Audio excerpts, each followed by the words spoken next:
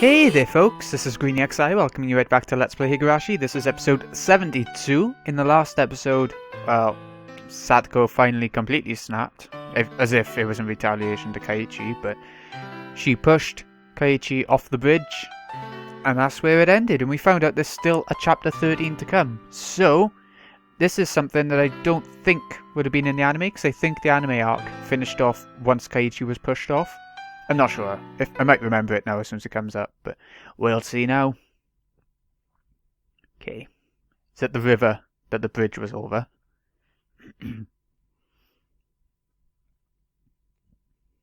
Couldn't possibly live after falling on that, could you? Looks quite shallow. Well, loads of rocks at least. My head was pounding. Bet it was after cracking on that. The sky was bright. It was cold too. It hurt. Each sensation I felt led to a new and different one awakening. When I came to, I was lying face first on a dry riverbed. A few body parts hurt a lot. The skin over a bunch of my joints was torn, turned blue or red or oozing blood. I could tell it was my bones that were in pain from the agony I felt whenever I moved. I looked up and saw how high the bridge from which I had fallen was. Considering I dropped from there, it was a miracle that I could open my eyes again. Right next to me was a broken, upside-down car seat, which I guess some pranksters had brought here. Maybe this thing had been conveniently lying right under me, allowing me to escape instant death. Miraculous. Of course, I didn't know whether this miracle was fortunate or unfortunate. Let me turn my sound off my phone, that was stupid. There we go. I'd failed to die, and now I was still stuck in this insane world. How long had I been unconscious for? The sun was high in the sky, so it looked like only 1 or 2 hours had passed. But my body's sluggishness didn't make it feel at all like so short a time had gone by. Mentally, it felt like I'd been asleep here for a decade. Ow! The more feeling returned to my body, the more the pain flooded in. It hurt so much, it would have been better not to have woken up. I needed to get to a doctor. Yeah, to Coach's clinic. The term Coach's clinic brought memories back one after another, memories I wish I hadn't recalled. Satoko was no longer on the bridge. She would have returned to Hinamizawa by now. Could we have told if she was on the bridge? If you were looking from so far down below, she could be crawling across or something. She would have returned to Hinamizawa by now. And she would put on some clothes, go to the clinic, get a checkup, and report on how crazy I had seemed. The police were waiting for me without a doubt. This time, would they find out for real that I'd killed her uncle and arrest me, or would they just send me to a mental institution, like I thought they might? Still, I didn't care which it was. Please, someone, stop all this pain.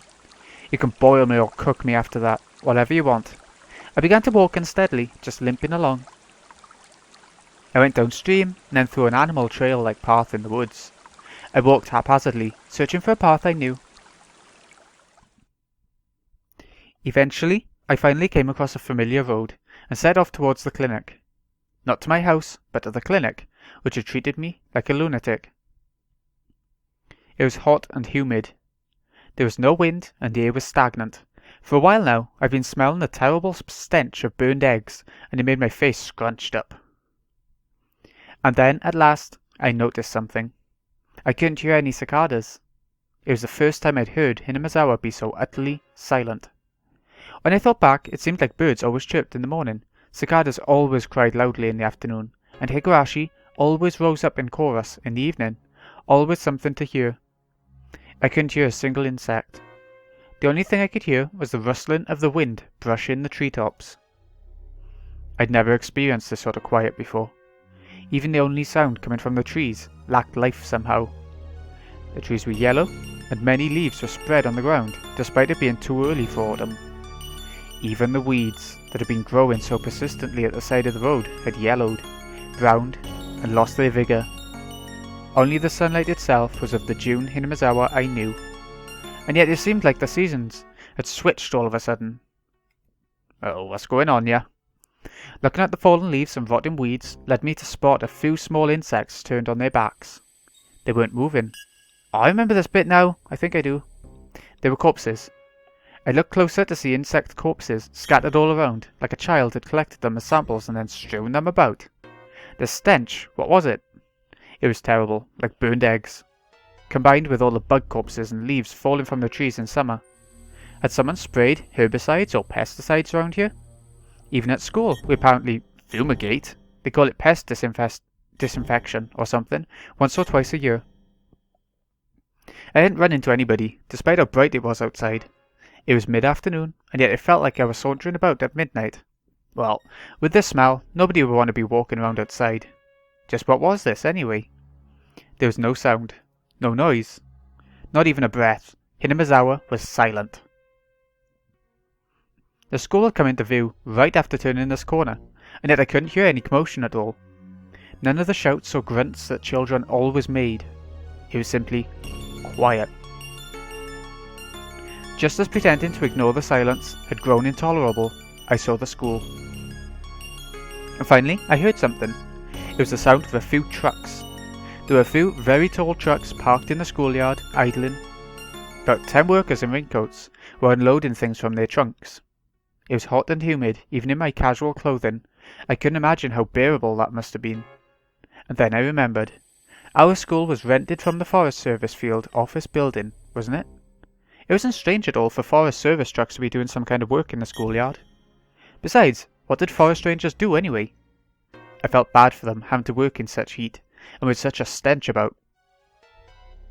They were taking colourful cargo out of the truck and lining it up in the schoolyard. There were containers, fairly large ones, inside multicoloured patchwork bags. Heavy too. They were being carried in pairs. They lined them up very neatly, like tuna at a riverside fish market. Yay! Several, dozens, hundreds of tuna were completely filling the fairly wide schoolyard up. I forgot my pain for a little while, captivated by this big forest ranger job I'd never seen before. As I stood there, watching in a daze, the people in raincoats worked on the other side noticed me. One of them pointed me out, and they shouted a few things back and forth. I thought they might yell at me for getting in their way, so I decided to leave post-haste. But then, 2 trucks drove up behind me. I stepped aside and they entered the schoolyard. Sheets covered their trunks, but I could tell they were completely full. As I passed, there was an awful smell that made me want to choke. It wasn't the same burned egg smell as before, but an even worse one, like rotten crab meat. What on earth was it? I'd been enshrouded in one terrible stench after another all day. Then certain white letters emblazoned on the side of the passing trucks caught my eye. Ground Self-Defense Forces. What? Self-Defense Forces, like the army? Why was the army in the schoolyard? Hey you! Where'd you come from? Suddenly someone slapped me on the shoulders from behind. I turned around and a canopied SDF jeep was parked there. The SDF person had on a green raincoat and a gas mask, like in the movies, carrying a compressed air cylinder. A gas mask. He didn't look normal. There wasn't an inch of exposed skin anywhere. Where did I... Ow! When I tried to talk, I stretched a wound on my head. Made the SDF people exchange glances. I couldn't see their faces through their masks, but they seemed surprised. Do you live in Hinamizawa? Can you tell us your name and address? Well, yeah, I sort of live here. My name is Kaiichi Maebara. Sort of live there. Okay. Oh, my address? Blup. Hinamizawa Village, Shishabone. After seeing me tell them my name and address without hesitation, one of the SDF people watching from the jeep started talking into a radio. Base, do you read? Base, do you read? We have a 402 survivor discovered. I repeat, we have a 402. We found a survivor. He's in front of the Forest Service office. This is base. We copy. Secure the survivor at once. What's his status? Healthy. Wounded all over, but not fatally. He can walk on his own. We'll send him to HQ for safety. I was prepared to go along with the police, but the SDF? I couldn't help but think it seemed a little bit much. They urged me into the back of the jeep, and then they told me to put on this gigantic gas mask. I did so, and one of the troops fiddled around with it, strapping it tightly to me. It was heavy, hard to see out of, hot, and difficult to breathe. Just looking at the world through the lenses made it lose its sense of reality. My breathing sounded like some giant monster through the mask. At this point, I had no idea what was happening. With much trepidation, I asked the trooper adjusting my mask. Excuse me. Something happened? Where were you? What were you doing? Hey, don't answer a question with more questions. I was the one asking you. I fell from a rope bridge way back in the mountains. I think I passed out on the riverbed. I don't actually know what day it is. Today is June 22nd, 1983. Wednesday. That surprised me. Sadko pushed me off the bridge on Tuesday the 21st. That meant I'd been asleep on that riverbed for an entire day. Forgive me for asking again, but did something happen? Why is the SDF here? Is this a drill? Had my question been that difficult for him? None of the troopers would answer me.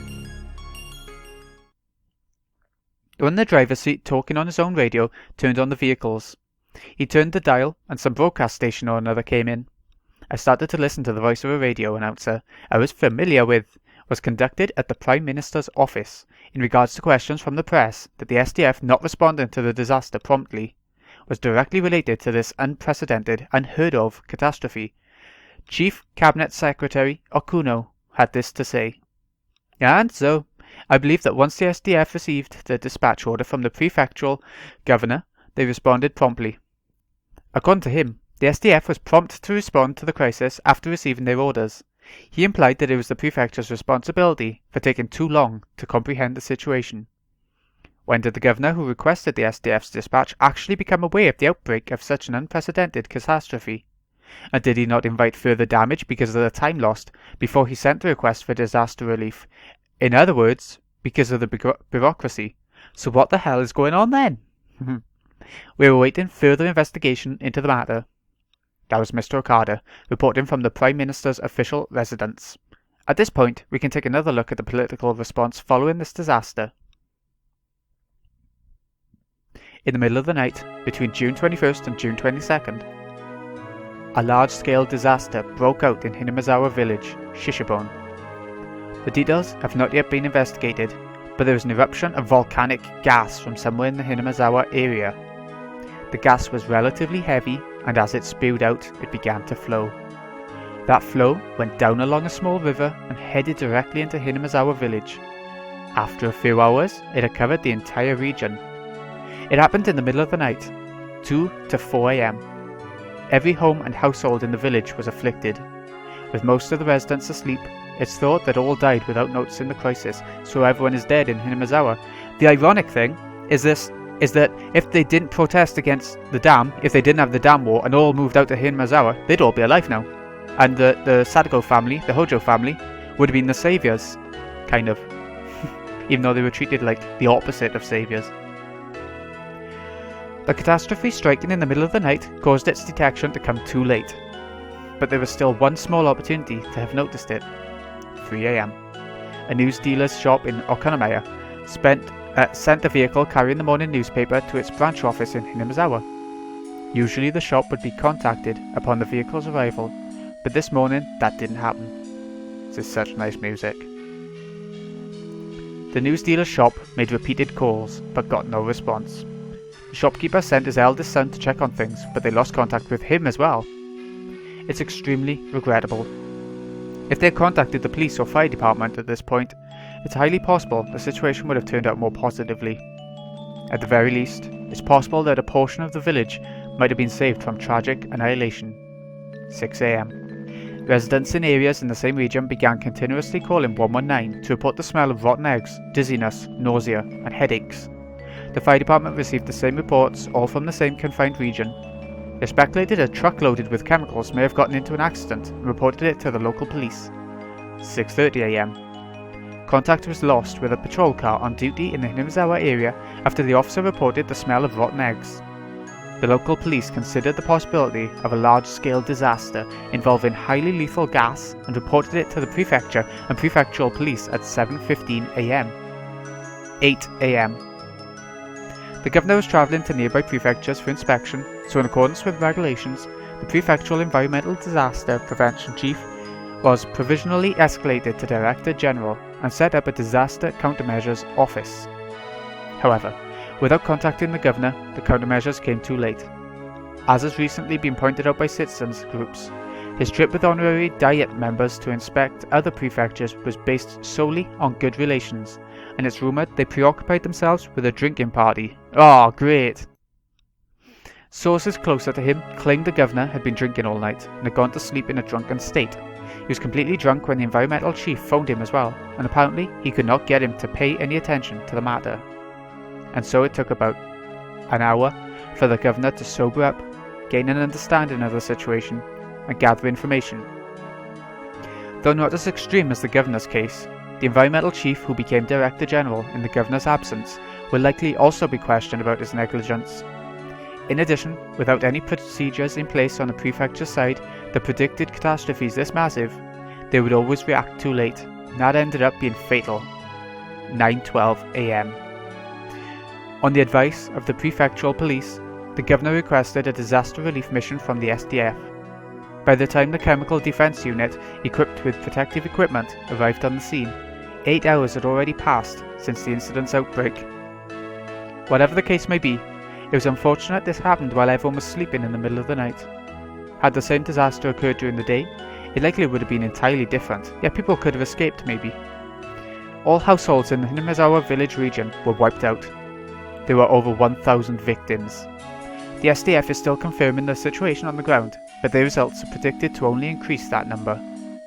Here with us in the studio today is Dr. Fujiwara, a professor at University who is well acquainted with volcanic disasters. Doctor, can such a sudden and horrible outburst of poisonous gas actually happen? It isn't at all unusual for this to happen right around craters at least. Japan's a volcanic nation, and so has many active volcanoes. Is it really that volcanic? Are there really that many volcanoes? I didn't realize that about Japan, see. There is always a danger of hazardous gas around any of these craters, and it's generally a rule among mountain climbers not to go near them. Does this mean the rotten egg smell that visited Hinamizawa village was the normal sort of gas from volcanic craters? Judging by how it smelled like rotten eggs, we think it was hydrogen sulfide, a gas seen particularly frequently in accidents compared to other volcanic gases. If it's dense, it becomes extremely dangerous. Hinamizawa village is very far away from the craters of any volcanoes. Can hydrogen sulfide be generated even from a place not close to a crater? I don't know all the details, so I can't say anything concrete. But in other countries, there are records of gas eruptions due to magma buildup under hot springs. It's an extremely rare event, but it's possible for such a thing to happen even in a region not near craters. Thank you very much, Doctor. We appear to have an announcement from the Japan Defense Agency. Miss Morikawa, are you there? Yes, I'm at the Japan Defense Agency. The agency has just made an announcement regarding the source of the Hinamizawa village gas disaster. Analysis from the Ground Self-Defense Forces Department of Chemistry has found that the gas was a mixture of carbon dioxide and hydrogen sulfide. Miss Morikawa, do you know whether the gas is still erupting or spreading to nearby areas? According to the SDF's 9th Division, who are currently engaged in a rescue operation in Hinamizawa village, the gas density is steadily decreasing. They've announced that the damage will not spread. However, it does not change the fact that surrounding areas are still in danger and that very strict observation must be maintained. That was Morikawa from the Japan Defense Agency. And now we have a report on the state of those who have been made to evacuate the Okinawa area. Shimo Shinozaki Elementary School is one of the evacuation sites, and we currently have a reporter on scene. That seems to be it. Wait. What? Inside the jeep, clambering and bouncing along the rough road, none answered my muttered question. An unprecedented catastrophe had destroyed Hinamizawa in a single night? Where was Hinamizawa village anyway? Someplace deep in the mountains, right? Names of places I'd heard about on the radio were always like that. They were all places I'd never heard of, much less knew the locations of. Wiped out? What's that mean? Don't they usually say how many died and how many were injured? Well, it did say that the death count was like over 1,000 or something. How many people were alive? Where did everyone evacuate to? Eventually we came into view of Coach's clinic. For the first time, I saw the flag of Japan hanging on a pole outside. Japan's circular sun hung down as though exhausted. Many SDF tents were set up in the clinic's big parking lot, and many strict security vehicles were parked there as well. When they saw the jeep coming, men in white clothing and gas masks came running out of the clinic, frantic, carrying a stretcher. You're going to be alright. How do you feel? Can you walk? Yes. Ow. And because of my ow, they forced me to lay in the stretcher anyway. People who seemed like doctors were looking at me and notifying others of my condition via radio. Multiple wounds, high possibility of fractures and internal damage, large laceration in the head. Pupils normal, but even without bleeding from the fundus, brain damage is still possible. And then, from the clinic entrance, people lying on stretchers were brought outside to replace me. Judging by their clothing, they were from Hinamizawa, and that's how I knew they were victims. They brought the stretchers in front of a truck. 2 troops, holding shoulders and legs like some kind of baggage, picked them up and threw them into the trunk. Shit. Wah! In the trunk of the truck, people's bodies piled in heaps. They were just like baggage, and that told me they were already nothing but shells. At that moment, I remembered all those colourful sacks filling the trunks, and them lined up in the schoolyard like a fish market. Hundreds of empty shells. Corpses. Corpses. Corpses. Corpses. Corpses. Everywhere.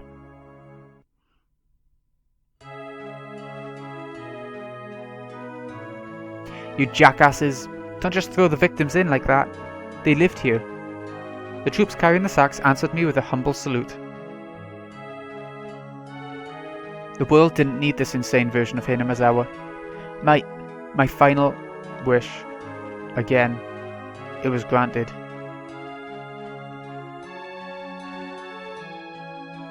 I didn't understand anything anymore. None of it mattered. I wished, I cursed, and then it happened the next day. Then please, tomorrow morning, let me die.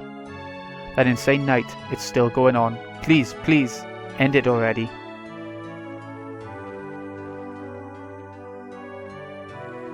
Huh? Hey, he's lost consciousness. Shout his name. Quickly. Mayabara-kun. Can you hear me? If you can hear me, just blink. Mayabara-kun. Mayabara-kun. Suddenly the world didn't matter to me anymore. I wasn't interested in their cries. His breathing stopped. Get his respiratory tract open. Use CPR. Make him live. Damn it, damn it. No more dead people. Nobody deserves to die. Don't kill him. Don't kill him. I could hear the voice of a man crying and screaming in my ears. Nobody deserves to die. Those words came from his heart. They were so commonplace, and they soaked into my heart too. Maybe it was a mistake to take someone's life, even if it was to save Sadako. If this is the price I had to pay, this horrible tragedy, then this is a little much, Oyashiro-sama. Why did you never punish me? Come to think of it, Sadako said something. Oyashiro-sama's actual curse never goes for the target at first, but kills everyone they love before that. Oyashiro-sama's curse is a convenient excuse I told myself at the very end, that it wasn't my curse that destroyed it, but Oyashiro-sama's. Given that I was in a stretcher, this next bit might have been obvious, but last of all, I realised one thing. Yeah.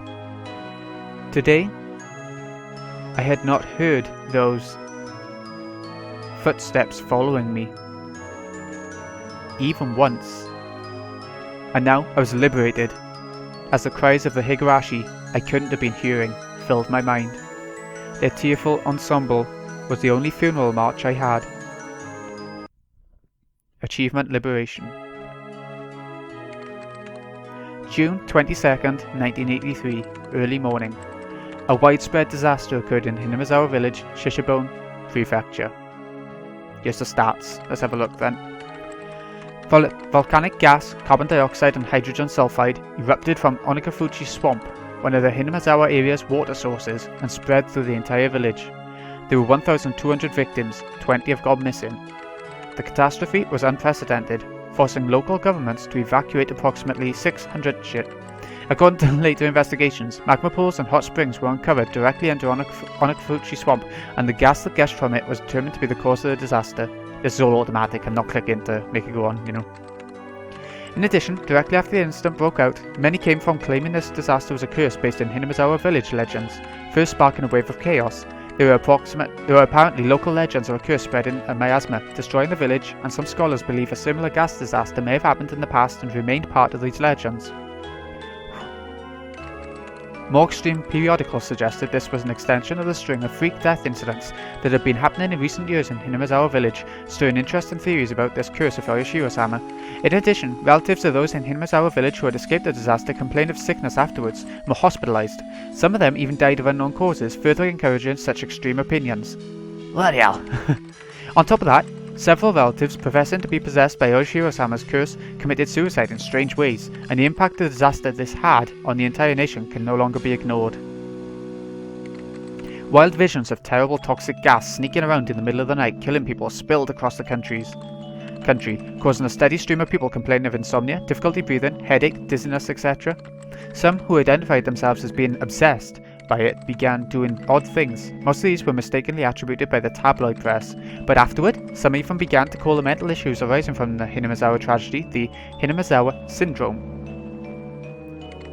The Hinamizawa village region, the object of all kinds of rumours and speculation, is currently closed off, and even flying overhead is prohibited.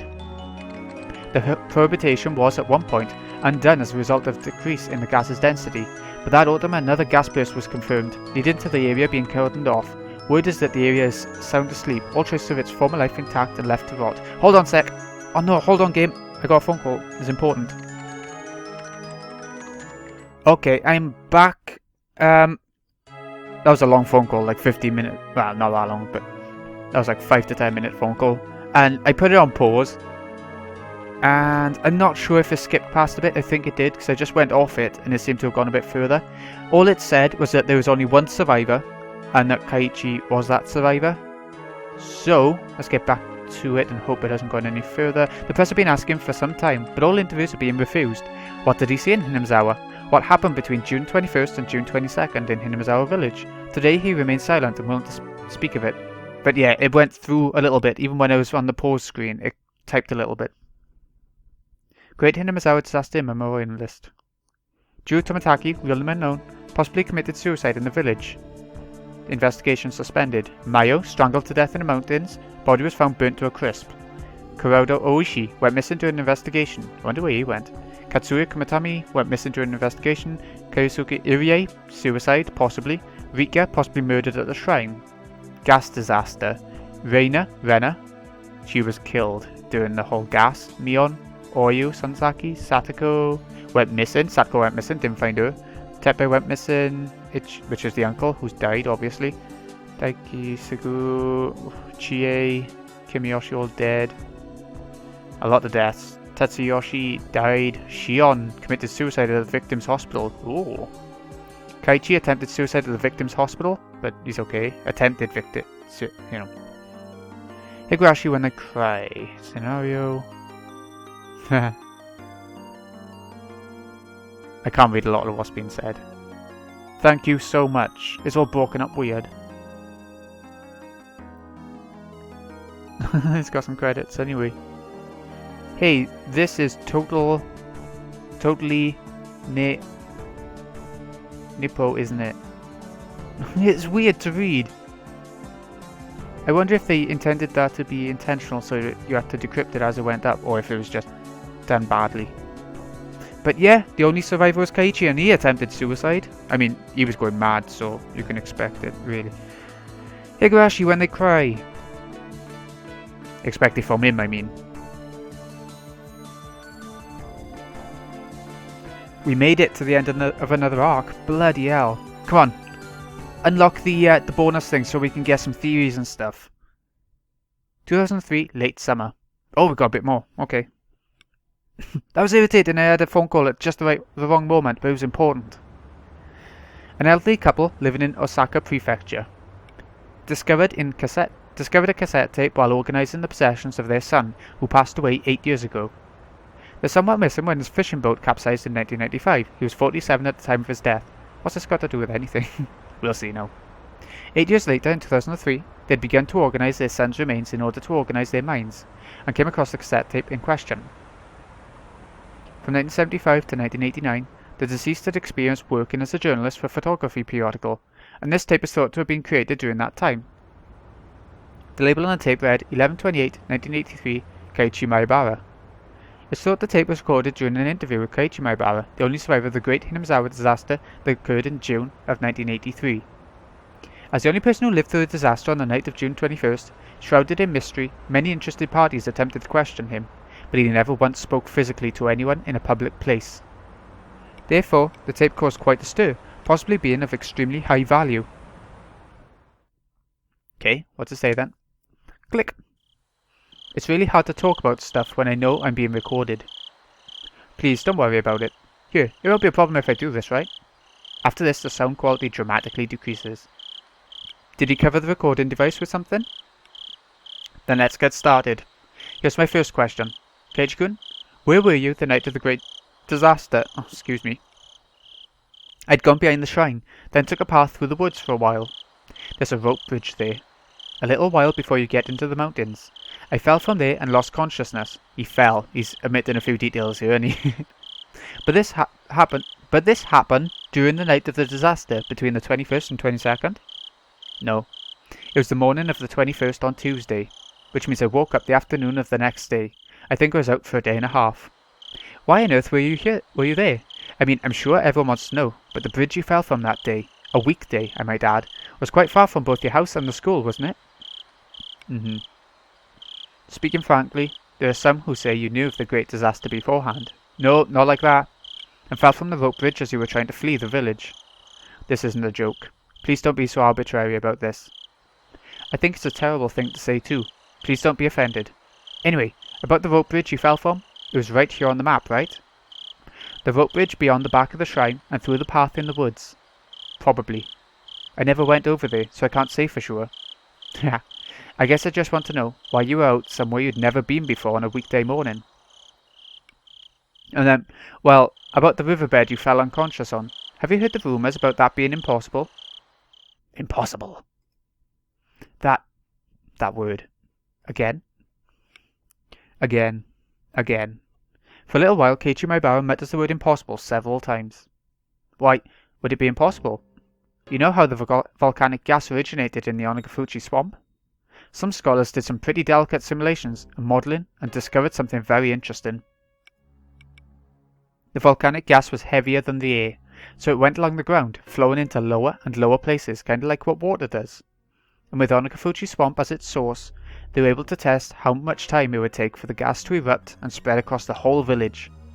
So, well, that riverbed you were unconscious on, the gas, it would have flowed down there. I don't really understand what you're getting at.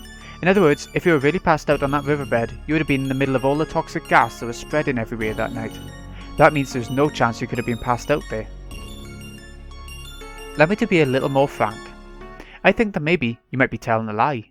No, he was down there. He was, During the great disaster, you were hiding in a safe place, keeping an eye out for when the gas got thinner, then reappeared and were secured by the SDF. How about that? Is that right on the mark? For a short time, the journalist presses Keiichi further in a teasing way, but all that can be heard are heavy sighs. Even if that was the case, I wouldn't be surprised at this point. What do you mean, you wouldn't be surprised? Was this recording really taking of Keiichi some harbour suspicions? You said it before, didn't you? That it was impossible. Impossible things happen in that Hinamizawa all the time. There are people who shouldn't exist. Dead people end up alive. It's not really that unusual. Never thought I, of all people, would be asked to prove that I was still alive when I was supposed to have died. The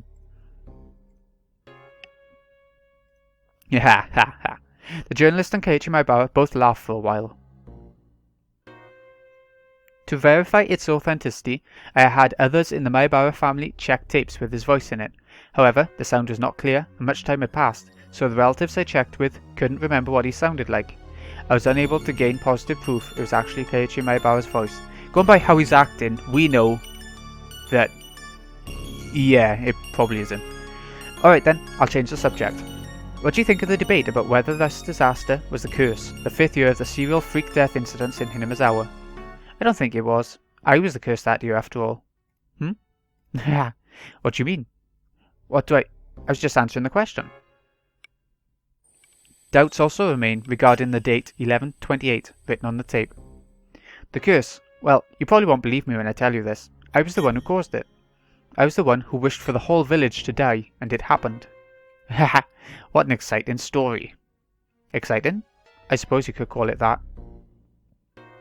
After Maebara Keiichi's failed suicide attempt on a certain August day 2 months after the disaster, he was diagnosed with a mental disorder and transported to a treatment facility. Definitely a mental disorder going on there. Definitely.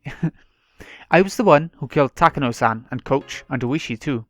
At the time, I had some kind of divine power. Yes, suppose it was like footsteps. Footsteps? Wait, what's that supposed to mean? Have you never heard footsteps before?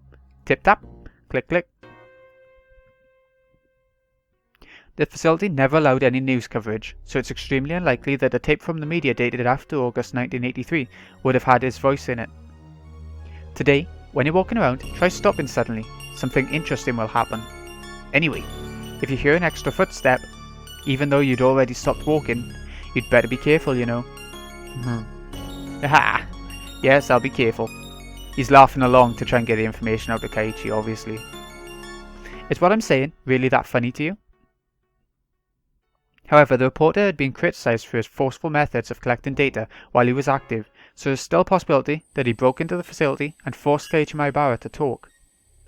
You've been doing nothing but laugh in my face this whole time. You're just like Coach. You pretend to sympathise with me, to listen to what I have to say, but your eyes are telling me you think I'm a lunatic. That's not true.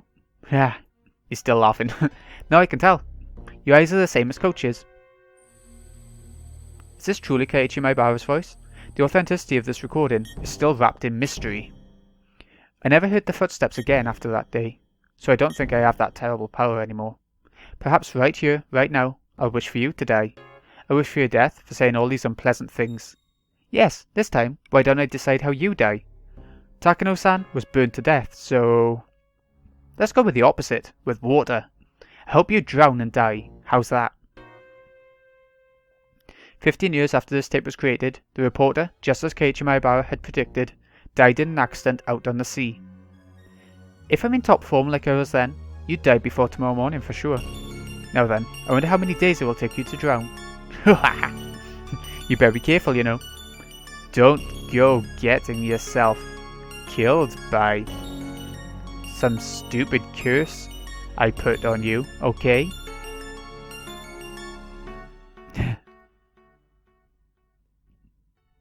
The recording ends in the middle of Keiichi Maebara's laughter. He was freaked out. And Keiichi Maebara.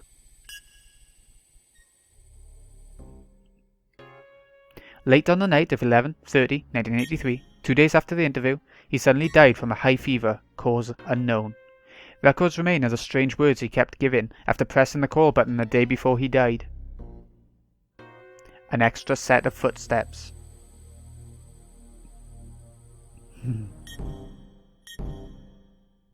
That music. It's creepy as hell.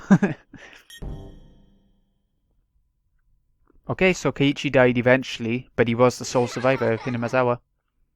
Of the incident. That was such a good arc. They didn't portray it well at all in the anime. I never realised. I loved the anime, but I never realised how much they rushed that arc. Okay, a new scenario has been unlocked. All cast review session has become available. To play it, select extra on title menu, then all cast review session, and then pick the Higurashi.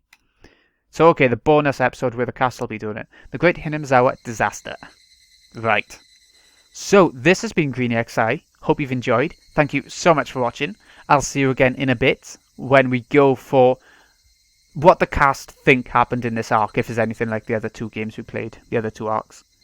If you don't want to check that out, although I would, it really gives some answers and some things to think about when it comes to the game as a whole, or the series as a whole. But if you don't, then I'll see you in a couple of months when Steam releases the next game. If you do want to join me for the bonus, for the all-star cast bit, then I'll see you really soon. In a bit, folks.